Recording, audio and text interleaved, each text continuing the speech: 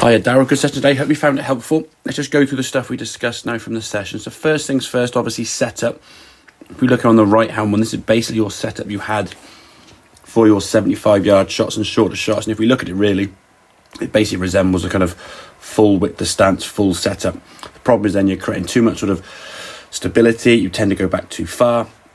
And as a result of that, now when you take the golf club back, you're making this sort of full shoulder turn. Arm's not going back too far, but you're making the biggest turn there. And then from this position, once you've taken the golf club back this far, you've created now the power to hit the golf ball that's going to be somewhere around that 100-yard mark. And then as you start coming down, you're going to start quitting on the shot, trying to take power off. We can see here now, at the point of contact, your hands now are definitely sort of behind the golf ball, a little bit scoopy, trying to sort of get under the ball.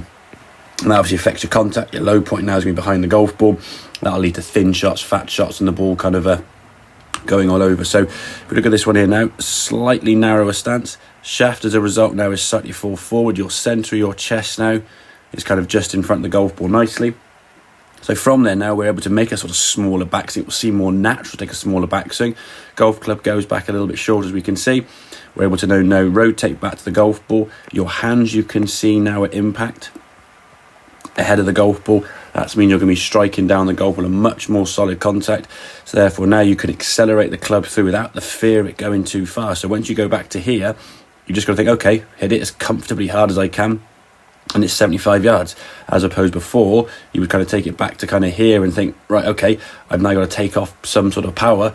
Let's try and reduce that power by swinging slow on the way down. And as we said, like riding a bike really slow, it's hard to kind of stabilise things. So as a result of that, you were kind of losing power, losing control, causing some issues there with the contact. So adjust that setup, get that feet narrower, get the kind of ball position now seeming further back, only because this trail foot now has moved inwards. Okay, if we put this ball position here now, it's kind of centered, but if your right foot now was wider back here where you were before, that ball position now seems front of center. So you're not actually moving the ball sort of up and down this way and this way. It's kind of staying constant from that left foot, but the right foot now here is moving inwards, which gives that impression. Like I say, at setup we want the ball to be now sort of just beneath or below your chest line there.